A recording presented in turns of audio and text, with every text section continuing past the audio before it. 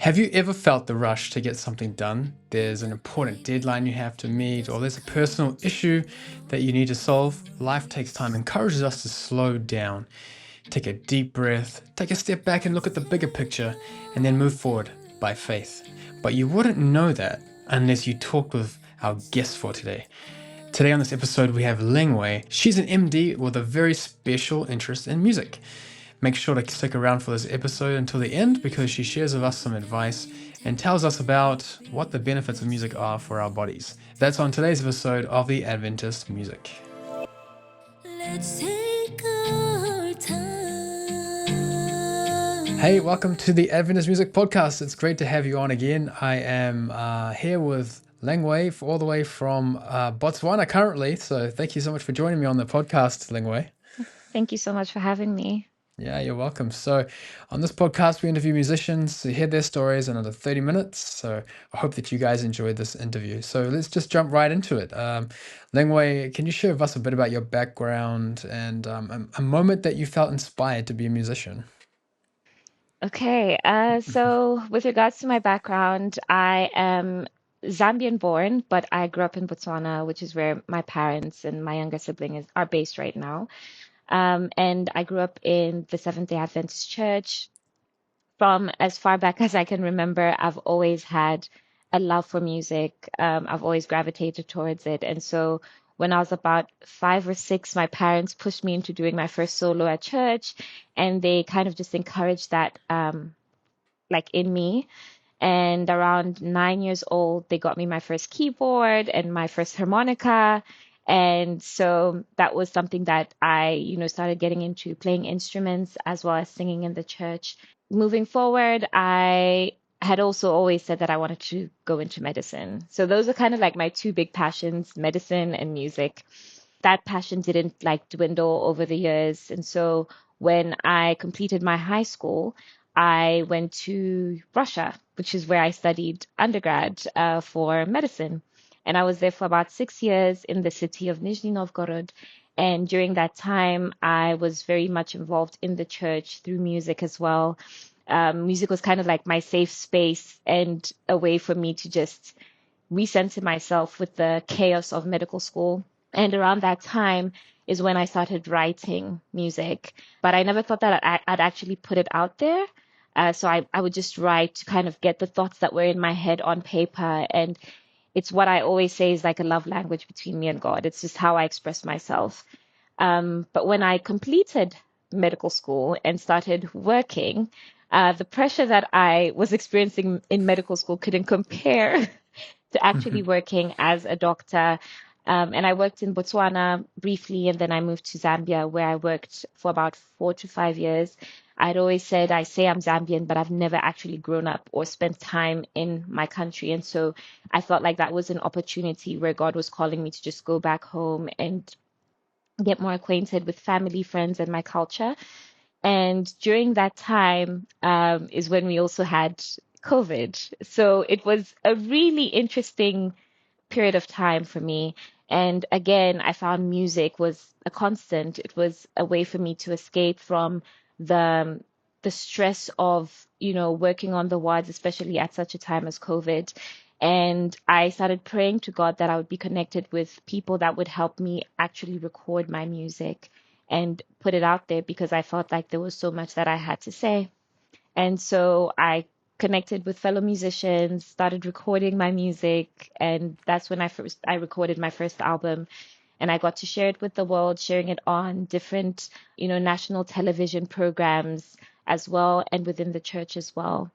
And then during that time, I was awarded a scholarship to study medical research at the University of Edinburgh. And so I took that opportunity. That was something that I'd been working towards. And it came from just seeing the need within the hospital because we didn't have a lot of like our own guidelines from research that we had actually done. And then two, I had taken a special interest in pediatrics. And as a result, I co-founded an organization with one of my colleagues at the time for children with special needs. And secretly, I was also trying to find a way to combine my two passions, that being music and medicine. And I'd come across a lot of work that people were doing all around the world with like research in music and how music can help in healing. And so that was really where this foundation came about, because we wanted to see, well, how do we use that? Because music is just, it's free. It's not something that you have to pay for. So how do we create a space where we can be able to connect with different children with special needs using music? And so Hmm. that, coupled with my interest in research, then led me to pursuing this degree at the University of Edinburgh and finding funding for that. And I was in Edinburgh for about a year, well, a little over a year. And once I completed, I managed to get a job in the city of Cambridge in the UK, where I worked again in research, behavioral research, looking at medical devices and getting them approved. And I really wanted to pursue a PhD from just the interest that I had and the work that I wanted to do with the foundation. I felt like that was very necessary in order to get the credentials and create the network that I needed to keep pushing that forward. And I was fortunate enough this year to actually receive funding for that PhD, which I'll be starting in October. But all throughout that period, again, music has been a constant, whether that's singing within the church, and recording music as well, connecting with people that would help me put my music out there. And I think the biggest milestone was for me was getting to present at the GC last year, Wow. um, in the Congratulations. main, thank you, Yeah. in the main Yeah. theater and in one of the other theaters where they would have music played throughout the day. So that was honestly a dream come true, because as a child, I always grew up like watching the GC sessions and Hmm. thinking, oh, I'd love to sing at one of those sessions. So yeah, that's just a brief summary of what my life has looked like. It's quite a range of experiences that you've had in your life. That's really amazing. Yeah. And I can connect with you on a few levels there. I used to live in Zimbabwe, and Okay. actually, I met my wife in Zambia actually, because she was Okay. working at Riverside Farms. And Oh yeah. one thing that I was really impressed about Africa is the love for music that they have and the capacity that they have to sing. Oh Yes, my. yeah. They they would Honestly. they would sing for hours. I was amazed. I used to stay at an orphanage and the kids would sing, have Hmm. put on programs for singing, and they just love it, But so I'd like to go back in time with you. Just tell me about the time when you first fell in love with music. When I was 5 or 6, I don't know what it was, but music just felt like home for me. And, growing up, my parents would always play these different, at the time we had the tapes, the was it VCR or like the tape recorders. Right, VCR, Uh, yeah. yeah, so they would always play things like Salty. Salty, I don't know if you know Salty, but it was No, like this, he was like this big blue Bible, um, like literally a big blue Bible. salty. I love it. And yeah, and the kids would always like, there would be kids present in every episode, and they would have like different music that they would sing, Bible-based music, and there was always like a lesson during each of those episodes. And I just remember watching that and just falling in love with the music. Like my parents realized very early on that I would catch the lyrics really quickly and I would catch the melody really quickly. They would play things for us like the Gaither Kids, and those are things that we kind of grew up listening to. And I just felt a connection with music. Like I felt like, oh, this is me, this is home. I don't really know how to put it in words, but it just felt like I was home. I kind of just continued to grow in that space. And I really thank God for my parents, because I feel like early on they saw that and they invested in it. I would sing in children's choirs and like join groups like quartet groups and like do solos. But I want to say like the time I really, really just felt inspired by it and felt like this is it for me was when I was about 5, 6. I see. And your parents really encouraged you to do that too. That's so awesome. They did. They did. Yeah. Where can people listen to your music? So my music is available on, streaming platforms on Apple Music. It's available on Spotify. I have a bit of videos on YouTube as well. But basically, most streaming platforms do have it. Hmm. And I understand that you are an MD, and could you explain a bit about like how you got into becoming a doctor? I think I think I've always been very ambitious, even as a kid. And so while I was falling in love with this path of music, I also always said I wanted to be a doctor. And it really came from a place of just wanting to help people. And I know it sounds cliche because a lot of people say, well, I got into medicine because I want to help people. But that really was like the goal behind it. And when I looked at like career options, or my understanding at the age of 6 was, oh, medicine equals helping people. That's something that I always just wanted to do. There were moments growing up, even as a teenager, where I thought I would want to pursue just music. But the truth of the matter is, growing up in Botswana, it didn't feel like music was an option. You know, there are places around the world where you have like music schools, you know, like properly formulated music schools that put you in touch with the right people to network with within the music business and things like that. But that wasn't my experience growing up in Botswana. And so that just never seemed like an option for me. And so when I thought of a career, I thought, okay, I'm going to pursue medicine. But I also always knew there's no way I can let go of music. So in some form or capacity, it's something that I still have to pursue. I think the connection between the two was really the feeling behind, you know, singing in church and seeing people connect with the music, and not connect necessarily with how you're singing it, but connect with the words and the message behind the music, and have people come up to you and say, I needed that song, or see people literally break down and say, that song is something that I needed, or it's encouraged me, again, was pointing towards healing and helping.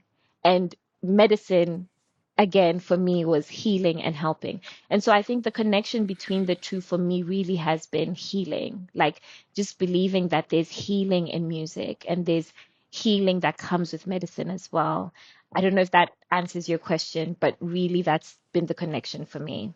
Yeah, that's good. And can you tell me a bit more about your time in Botswana and before when you're preparing Medicine. to go into medicine? Yeah. So at, at that time, I went to one of the private schools here, Rainbow High School. And again, I was involved in like the poetry club, and you know, I was learning guitar, doing some of the music lessons, and I was still set on I want to do medicine. But the truth of the matter is, when I was in high school, I was really excelling in the humanities. Like I was like history, literature. Like I was that student that would ask for extra paper in the exam room that everyone would look at and be so frustrated by, because I always had something to write. I loved debate and I enjoyed science, but science it didn't come as naturally for me. It was actually more of a challenge. And so there was a point where I was convinced I'm not going to do medicine anymore. I'm probably going to go into something like law. Again, a career path that seems more stable. As I said before, music didn't seem like there was much Hmm. opportunity within that space. And up until I completed high school, I actually told my parents I'm going to do law. And I actually applied for law. But then, in the midst of applying for that, at that time, I thought it was like a, a voice in my head telling me, what about medicine? And now looking back, I realized that was the Holy Spirit speaking to me and saying, "But you've been saying medicine. Why do you want to do law?" And I remember having an argument about this with myself, saying, well, no, medicine, it would require the sciences, which are really challenging. You know, history and literature and all that comes really naturally to me. And this voice was saying, well, that's an excuse. Like you could always work hard and you could Right. still reach the goal that you're trying to reach. And so I remember coming back to my parents and telling them, look, I'm actually on the fence about this. I think I might want to do medicine again. And I remember my father wanting to actually jump up for joy, because I knew my parents were not really happy with me wanting to go the law route, because they felt Ah. like that just wasn't for me as their child, and knowing my character, they felt like that wasn't the right career move for me. But again, they didn't want to force me into anything that I didn't want to do. And so when I now came to them and said, "Oh, I think I might want to do medicine," I remember my dad wanting to jump up, and I saw my mom quickly hold his hand. And she stopped him and she told me, "Lengwe, we're giving you a week to figure out what you want to do. If you don't figure it out, we're going to push you into what we want to push you into." And I was like, okay. And so I took that week to pray over it and to just talk to people within my circle and get their opinions. And I remember the day when I was to tell my parents what my decision was, I still wasn't clear on what I wanted to do. And I knelt by my bed and I prayed. And I said, "God, please just reveal to me what you want to reveal to me." And by my bed, I had a book of poems, like a poetry book that I loved reading. And again, this voice came and said, "Open the book." And when I opened the book, it fell on a poem about a doctor. And my heart was just set. I just knew, okay, this is what I want to do. And I know it's going to be really challenging, but that doesn't mean I can't achieve it. And so I went back to my parents and told them that this is what I wanted to do and this is what I wanted to pursue. And that's how I ended up going into medicine. But again, music being at the center of it as well. So it sounds like you were still playing with music there at that time as well as a young person, and that was definitely a Definitely. talent that you were cultivating there in high school and things, and then later on in life you would go on to pursue that as well, and yet that's what you're currently doing, and so that's really cool that you're mixing music with your profession as a MD, and because you're right. There is definitely power in healing power in music, and if that's Yeah. okay with you, we'll come back to that later on in our episode. And I want to hear a bit more of your insights into how they can actually be a powerful way to promote healing in people. So, um, Yeah. but but yeah, next up, I would like to talk with you about your song. Let's take our time. So why don't we explore a bit about the song that you made? Yeah, sure. Yeah. So the song Life Takes Time is one of the first songs that I wrote, and I wrote this when I was in med school, actually. Um, I wrote it at the same time I wrote another song called God Plans Ahead. And I remember it was a Sabbath morning before going to church. I just got up and I had this melody in my head. I had my guitar by my bed. And so I just took it and I pressed record on my phone and I just started playing away. And I have like a really rough video of it that I actually posted on Instagram at the time. But the song really came from, yeah, that's why I really praise God for music because it came from a point where I was in my final year of med school. And so after that, I would be, relocating back home. There were so many other options. I could stay in Russia. I could decide to be somewhere else. And I have a tendency of, I'm a planner. So sometimes I can get like a little ahead of myself and I can start thinking like 5 years into the future. And then that causes this anxiety because I'm like, well, I don't know what's going to happen. And I'm trying to see how the pieces of this puzzle can fit together. And that's where life takes time stemmed from because I found my mind was racing to, okay, so how's this going to work out? Where am I going to work? Am I going to be in Botswana? Am I going to be in Zambia? How's this supposed to come together? This is scary. I'm going into the adult world where I'm going to be responsible for bills and things like that. And I couldn't really figure out how all of that was to come to be. Granted, that's not even my job, right? That's God's job. And I was trying to be in control of what this was supposed to look like. And that's when, God gave me the song Life Takes Time. And, that's the first line, like life takes time to unfold into the beautiful you've prayed Mm. it to be. And so it says, let's take our time. There's a beauty God intended we be, but let's take our time. And it kind of relieved that pressure to say I had to have it all figured out and to take it like one step at a time and realize that there's enough light for the step that you're on. And that's really where the song was birthed from. And I kept it with me for about, I think 3 years before I actually recorded it in the studio. Once I found a producer that I was comfortable with, and guitarist that I was comfortable with, we then got to working on it in the studio. And at that time, So a friend of when mine, when did you record that? so How that long ago should was have it? been around 2021, because I wrote it 21. in Okay. around 2017, 2018, Uh-huh. and then I During recorded it. COVID, you found a time suitable. So it was funny because what I would do was, in Zambia, you'd have 24-hour calls. So you wouldn't have Okay. like Yeah. 12-hour shifts. And when I say calls, it's not even like, oh, doc, can you come in? No, you're at the hospital, you're attending to patients Hmm. for 24 hours I see. plus. Yeah. So because when you'd finish the 24-hour call, you'd still have to do your work for the day, like you were never on call. So you'd find you'd get to the hospital at 7:30 and you'd leave the next day maybe around 12 or 1 p.m. And I would literally do that. And then I'd know, okay, I have the afternoon off because I could never sleep after a call, even though I didn't sleep the whole night. And then I'd go to the studio and record. Like literally, that Ah. was my life. So I would like get off, record. The time when I was sharing a lot of my music, like on national television, I would literally fly into Lusaka for a day, have like present myself at that show, and then fly back the next day because I was on call. So I was really just living between the hospital and the studio. And again, I saw it as like a lot of people, because of the pressure of medicine, would turn to different things, such as alcohol and so many other things to just cope with the things that they've seen and the things that they've experienced. And for me, music was that for me. So I would like literally get off a 24-hour call and lock myself in. I had like a music room in my apartment, and I would be there for hours and I wouldn't even see the time pass. And so that was when I recorded the song. And even today, there's still things that I'm learning, and I'm saying, "Oh Lord, I'm trying to rush ahead of you. Help me take my Hmm. time and realize that things will unfold the way you want them to."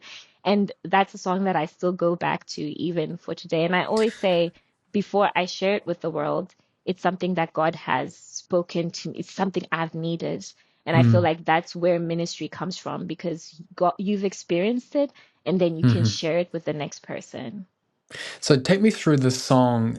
Take me to the first chorus, the refrain, the first refrain, the chorus. Take me through the meaning and the purpose that you have in that song. Okay. Now I can't fail. I need to remember my lyrics. So the first one is life takes time to unfold into Mm. the beauty you prayed it to be. Let's take our time to unfold into the beautiful God intended we be. And then it says flowers don't bloom overnight. They take their time. And a baby doesn't come into the world before its time. And even that, just that line, a baby doesn't come into the world before its time, was a lot of it was tweaked and worked out during my time within the obstetrics and gynecology department, when I'd see these babies born and when we deliver these babies, and we'd see how timing is everything, like from the first trimester, second trimester, third trimester. And this baby is born at the appropriate time, in an ideal case. And so that's kind of like the first verse of the song.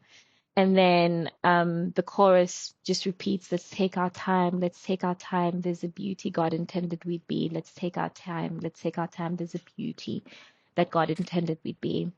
And then from there, we go into the second verse where it says, relationships once broken can mend with time. It's so beautiful. And all those goals that stand before you come together with time. The beauty of the rainbow comes after the rain, with time.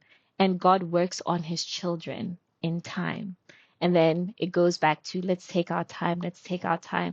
And a lot of what was in I think that's actually the end of the song, because I just keep on repeating, let's take our time, let's take our time. But a lot of what was in those verses were, I guess, personal experiences, even for myself. Even when I wrote the line, relationships once broken can mend with time, because sometimes you have these arguments with friends and you don't quite understand each other. But then you see how a little bit of time can actually get you guys back to where you were before, and sometimes even create something stronger because you've understood each other at a different, in a different way, and there's another layer that you've kind of revealed um, with regards to each other. And then, the beauty of the rainbow comes after the rain, and God works on his children. That's one of my favorite lines. God works on his children in time, because I've seen that in my own life, and I've seen what God can do and what he can reveal in the growth that comes about having a personal relationship with God, and the things that he can change in you. And so a lot of the song and its structure is just personal experiences that I put into one-liners, and then just emphasizing on there's this beauty and this perfection that we are striving towards. But it's taking the time, and it's having patience with yourself and having patience with the process of what life looks like. And it's gonna have ups and it's gonna have downs, but there's a beauty that God has intended we be. That's why it says whatever he's started, he will bring to completion. And so that's kind of what the song and the structure is about. Tell me more. What would you like to hear? um yeah, I think honestly, apart from, I guess, the words of the song, um I had also taken like a really strong liking to the guitar, because I Mm. had been playing like the keyboard. That was around 9 when my parents got me the keyboard. And that's the instrument that I had known. They got me a harmonica as well, but I wasn't as consistent practicing with the Oh, harmonica. oh, Uh, I yeah, I I wasn't wonder as why. exactly. I think the harmonica was really their dream, not mine, to be honest. But so I wasn't as consistent with it. And I did have different instruments that I played growing up, like the marimba. I played a lot of the marimba. I played the steel Awesome. pan, the recorder, and stuff. But I had really wanted a guitar. So when I completed high school, as a gift, my grandma, my aunt, and my uncle all put money together and got me my first guitar. And Yay. I call her Baby Blue because she was like all blue. And so the album and that song included, I really wanted the guitar to come out. Like that's kind of like the base of like the instruments that were used in that song and the songs on that album. And so it, when I played it, I think in the first little video that I took a recording of, it was just very like, I think I was just strumming the notes that I had written down. But then when we actually recorded the song, the vibe was very different. It was more of just like it had this continuous beat that would just go with the guitar. And I thought the incorporation of the violin would just be like a beautiful touch to it. And so majority of that song is literally two guitars and a violin, and my vocals, which is something that my producer at the time also kept emphasizing. He was like, I really want your vocals to kind of like be in everybody's face. And Mhm. so the guitars and the violin were just kind of supporting that. And so that is, yeah, that's more of the structure of the song. And I guess yeah, I guess it's actually one of my mom's favorite songs on the album. She always says like, I don't understand how you wrote this song as young as you are, that can actually appeal to me with all my life experiences. And I thought that was pretty cool that she could relate to that. And I think in the space I'm in right now, it's just I've seen that song come to life again, trying to rush through things and rush through um, certain goals that I'm praying to achieve and that I'm working towards, and God just telling me, Lengwe, remember that there's a beauty that God intended. Like there's a beauty I intend you to be. Just take your time and go with that process. And I'm learning that the beauty isn't even in actually the goal that we're trying to reach, but it's the lessons and that journey. That's where the beauty and and the growth and the fruit is birthed, and then we get to that goal. So it's a song that's honestly just really special to me.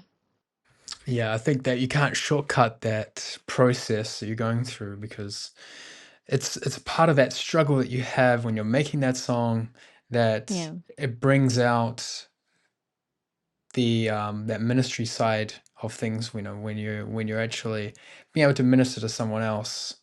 Mm. And through your music, it sounds to me like you've been able to have that effect on other people as well. Have you had any experiences like that where you've shared this song with somebody else? Maybe you've been able to help them through a difficult situation? Yeah, and I think honestly that's like one of my favorite parts about making music. It's when you get that feedback. And not the feedback to say, "Oh, it sounded so good," or "Your voice sounded good," but the feedback of "This helped me through this." And I have had people, genuinely just send messages and said, like, "Life Takes Time" is a beautiful song, or "I needed this, I needed to hear this." And sometimes people even just sharing their own personal testimonies, like, and people you don't even know just reaching out and saying, "I heard this song and this is what I needed to hear, and this is how it helped me, or this is what I'm going through." I remember one of like one of the like two moments that really stayed with me um was just during the general conference session, just after I had sang. One elderly lady came up to me. She saw me when we were walking past the different stalls, and she stopped me and she said, "The song you sang, um we literally sang a week ago at my sister's funeral, and I cried when you sang it because it just gave me so much comfort." And she insisted that her husband would take a picture of the two of us. And I remember just thinking, this is what it's about. And another man came up to me and he couldn't speak English. He was speaking Portuguese, and he tried with what he could to just say, "I don't speak a lot of English, but when you sang, that spoke to me. Like, even though it was a different language, it spoke to me." And I think those experiences, where people give you that kind of feedback, is what it's really all about, because music is a ministry and God is speaking to his people through music. And I think that's something that sometimes as musicians we can tend to forget, that the intentionality behind our lyrics and behind the way we frame our music is actually going to reach another person. And what do we want to communicate to them? We want to, in my case, I hope people find healing, from the music, and find hope from the music, because there's just so much going on in this world. We need a little bit of hope.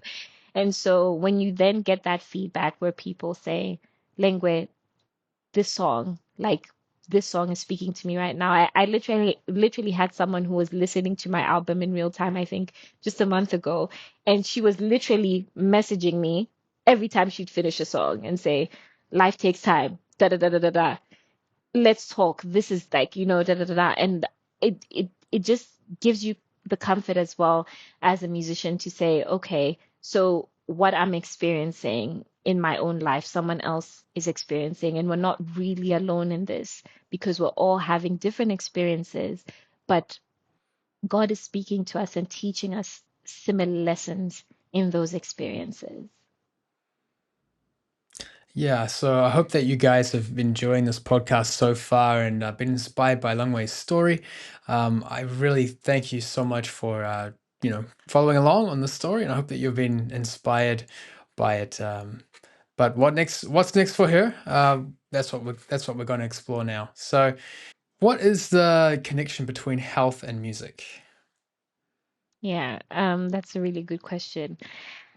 Um, I didn't, in as much as I am passionate about music and I've been passionate about medicine, for the longest time, I didn't even realize that there was a connection, growing up, um, until I started getting into spaces like the hospital and started doing my own research to really understand, well, what is the connection between music and medicine and what is out there. I have seen patients' pain levels go down because of music. That's amazing. I have seen and read about patients who are in comas that respond to music and are brought out of that because of music that meant so much to them as a child. And it really makes you wonder how we view music and the music that we take in and what impact that has on our health, on our mental health, on our physical health. There are studies that have shown how your heart rate, your blood pressure rate goes down depending on the music that you're listening to. And it's been used to manage conditions, together with actual medication, conditions like high blood pressure. And it's been used in studies for women that are delivering to look at how the labor pain is actually reduced during that time. And me and my colleague, the one that I co-founded the foundation with, we actually tried that on a few women to just say, hey, why don't you listen to some music while you're going through this labor, and actually measuring their pain score and Hmm. seeing the difference between when they were using music and when they were not using music. And there's evidence of that. And I think if we were more aware of it, if there was more awareness raised on that, and it was something that was more talked about, people would actually realize how music can be used as a tool and how God has given us music to actually soothe um, and help with a lot of the challenges, health challenges that we face. And we even see it in the Bible. David, who played his harp for Saul, it's evidence there. But Hmm. for some reason, we're quick to run to medication and all these other interventions that science says we should use. But we forget that the God of heaven and earth has actually created the things that we need in order to help us through this life. And in my just working as a clinician and clinical practice, I've seen that connection between music and medicine. Can you tell us a bit more of those connections? Yeah, so as I already mentioned, a lot of it has been through different studies that I've seen, and different conditions that actually has been tried and tested. I'm actually part of an organization called the International Association of Music and Medicine, which is something that I came across when I was trying to find a way to bring my two passions together. And a lot of people within that organization have dedicated their careers to actually seeing, finding, or noting the connection between music and healing. And this organization is made up of different doctors, nurses, music therapists, a lot of which I've connected with over the past couple of years. And the work they're doing is just so amazing. Like, actually having scientific backing to demonstrate that music actually does affect so many things within our bodies and our health system, and how that can be used in order to just create a healthier life for our people and for our communities. I've also seen a lot of that work in just the organization that this colleague and I founded, because, like I said at the beginning, we were looking at how to raise awareness on the different conditions that children with special needs face on a daily basis, and also promoting holistic care for them, including alternative forms of therapy, such as art therapy and music therapy. And we'd have a lot of sessions with the kids where we'd go in with different medical students and nurses, and the goal of that day would be just to play music with them and have some fun with them, and see how they respond to that. And we saw a lot of the children that were kind of antisocial, didn't want to interact a lot. As soon as the music came out, they were more open to connecting, and they wanted to engage. And we saw that difference within, a lot of these children within the Zambian community. And so I think those are just some of the few connections that I have seen with regards to music. And honestly, I've also just seen it in my own life. Like, coming back from like a really long day where the hospital has stressed me out. Like, everything is just, up in the air. And I just grab my guitar. I literally feel my muscles like aren't as tense anymore. and like I feel relaxed. I feel, oh, okay. I feel like I've actually taken a whole nap and I've woken up and I can face the day. But it's just been 2, 3 hours of me playing music. And talking with you makes me want to go play the guitar now. I think I should just go grab I my think guitar and relax for a that's while. that's how I feel right now as well. Oh, that's awesome. So, if I was a musician and I wanted to incorporate maybe some of these things that can help people with their health, what are some steps that they can take? Yeah, that's a really good question. I think if you if it's something that you feel you'd be passionate about and you do want to help people beyond, just performing music, I think simple things like, asking to volunteer in a children's ward and taking your guitar with you and just going and playing for them and seeing how that can brighten up their day. Just being in the hospital can sometimes be a little depressing, especially for children, and not being able to do the things you want to do, like jumping around or playing around, and someone taking their time to just come and have some fun with you with music can actually do a lot for your mental health. So I think something as simple as that is such a beautiful thing, visiting the sick and just going there and ministering to them through music. You haven't gone necessarily to preach at them, but Hmm, it's like, hey, I just came to sing with you. I And see. do you have any of your favorite songs that I can sing for you and we can sing together? And that in itself can have such a great effect. Um, I remember, during like just after COVID had sort of died down, me and one of my consultants from orthopedic surgery, we decided to put on a music acoustic night for healthcare workers to promote their mental health. And so what we did is we put out flyers saying if there are any closet musicians within the healthcare fraternity, we're putting on a show and we'd love you to be a part of it. And so many people came forward, like, closet guitarists and singers.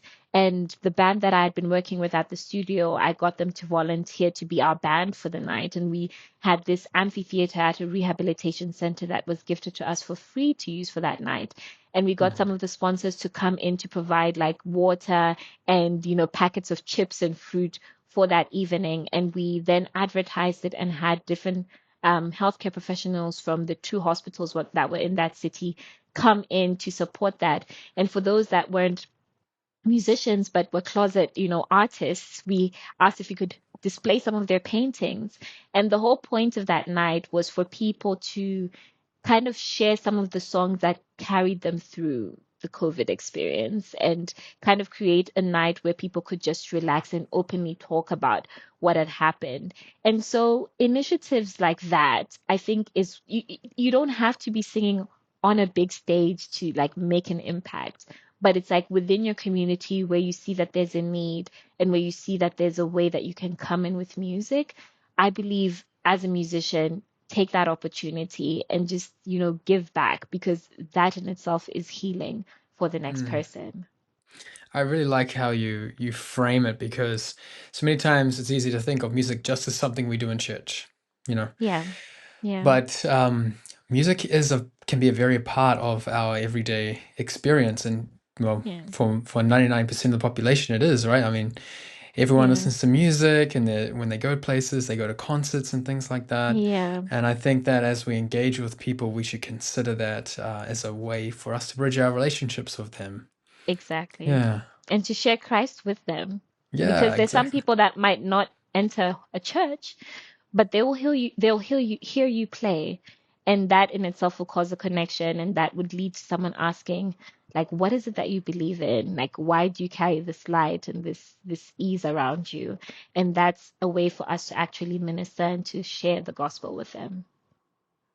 Well, Lingwei, it's been really great to talk with you about music and healing. Is there any last piece of advice or anything that you wish I asked you on this podcast?